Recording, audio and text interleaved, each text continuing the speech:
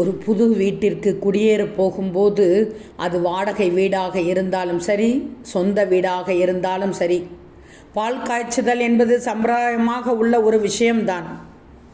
இதன்போது வாஸ்து பார்ப்பார்கள், அதற்கேற்ற பூஜை நடத்துவார்கள், இது போன்ற பல விஷயங்களை மேற்கொள்வார்கள். இந்த பால் காய்ச்சி வீட்டிற்கு விருந்தினர்களை அழைத்து அதை பங்கிடுவார்கள்.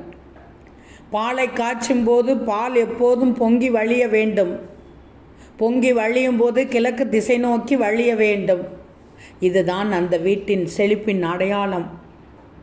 தூய்மையை குறிக்கும் அடையாளமாக பால் இருப்பதால் அது ஒரு புதிய தொடக்கத்தை குறிக்கிறது. இது வீட்டிற்குள் செல்வம் பெருகுவதை குறிக்கிறது. அதேபோல் பலரும் வீட்டில் பால் நன்றாக நிரம்பி வழிந்தால்தான் ஆரோக்கியம், செல்வம், மகிழ்ச்சி ஆகியவை பொங்கி வழியும் என்று கூறுகிறார்கள்.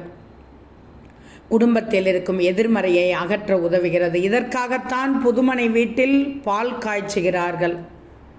இப்போது புரிந்துவிட்டதா புதுமனை புகுவிலை விழாவில் ஏன் பால் காய்ச்சப்படுகிறது என்று?